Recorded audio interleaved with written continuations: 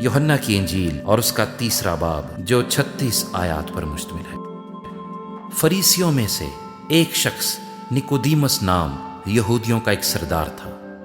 اس نے رات کو یسوع کے پاس آ کر اس سے کہا، اے ربی، ہم جانتے ہیں کہ تو خدا کی طرف سے استاد ہو کر آیا ہے، کیونکہ جو معجزے تو دکھاتا ہے کوئی شخص نہیں دکھا سکتا جب تک خدا اس کے ساتھ نہ ہو۔ یسوع نے جواب میں اس سے کہا، میں تجھ سے سچ کہتا ہوں کہ جب تک کوئی نئے سرے سے پیدا نہ ہو وہ خدا کی بادشاہی کو دیکھ نہیں سکتا۔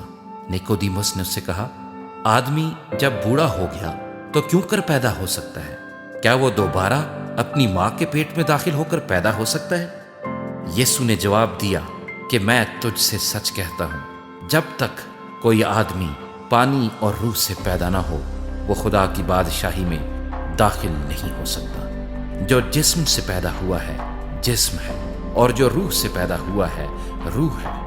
تعجب نہ کر کہ میں نے تجھ سے کہا تمہیں نئے سرے سے پیدا ہونا ضرور ہے۔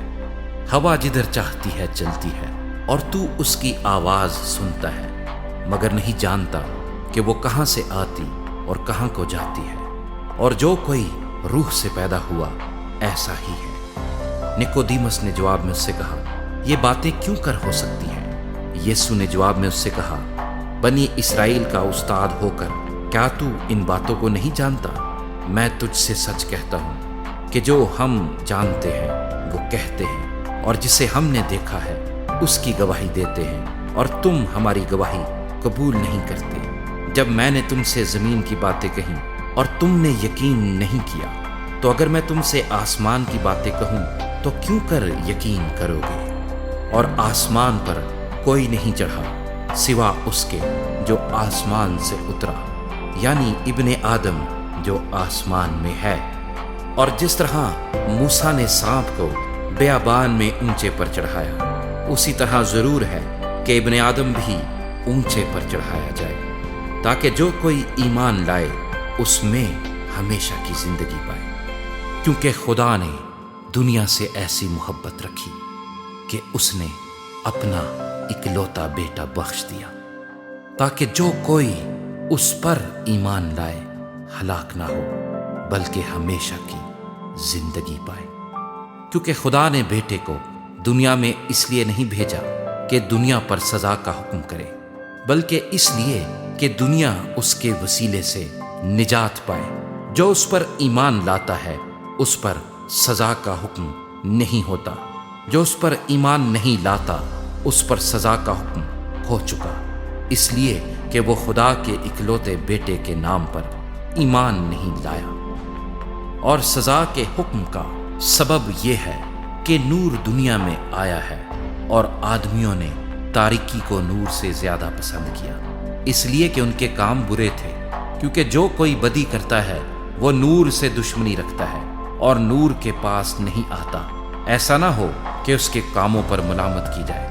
مگر جو سچائی پر عمل کرتا ہے وہ نور کے پاس آتا ہے تاکہ اس کے کام ظاہر ہوں کہ وہ خدا میں کیے گئے ہیں۔ ان باتوں کے بعد یسوع اور اس کے شاگرد یہودیہ کے ملک میں آئے، اور وہ وہاں ان کے ساتھ رہ کر بپتسمہ دینے لگا۔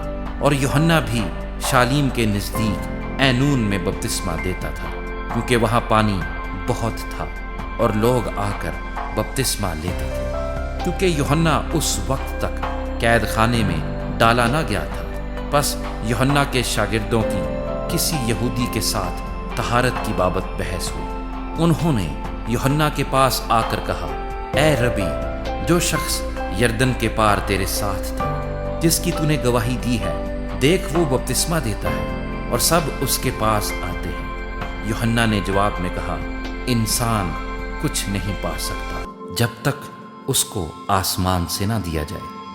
تم خود میرے گواہ ہو کہ میں نے کہا میں مسیح نہیں مگر اس کے آگے بھیجا گیا ہوں۔ جس کی دلہن ہے وہ دلہا ہے، مگر دلہے کا دوست جو کھڑا ہوا اس کی سنتا ہے، دلہے کی آواز سے بہت خوش ہوتا ہے۔ پس میری یہ خوشی پوری ہو گئی۔ ضرور ہے کہ وہ بڑھے اور میں گھٹوں۔ جو اوپر سے آتا ہے وہ سب سے اوپر ہے، جو زمین سے ہے وہ زمین ہی سے ہے اور زمین ہی کی کہتا ہے، جو آسمان سے آتا ہے وہ سب سے اوپر ہے۔ جو کچھ اس نے دیکھا اور سنا اسی کی گواہی دیتا ہے، اور کوئی اس کی گواہی قبول نہیں کرتا۔ جس نے اس کی گواہی قبول کی اس نے اس بات پر مہر کر دی کہ خدا سچا ہے، کیونکہ جسے خدا نے بھیجا وہ خدا کی باتیں کہتا ہے، اس لیے کہ وہ روح ناپ ناپ کر نہیں دیتا۔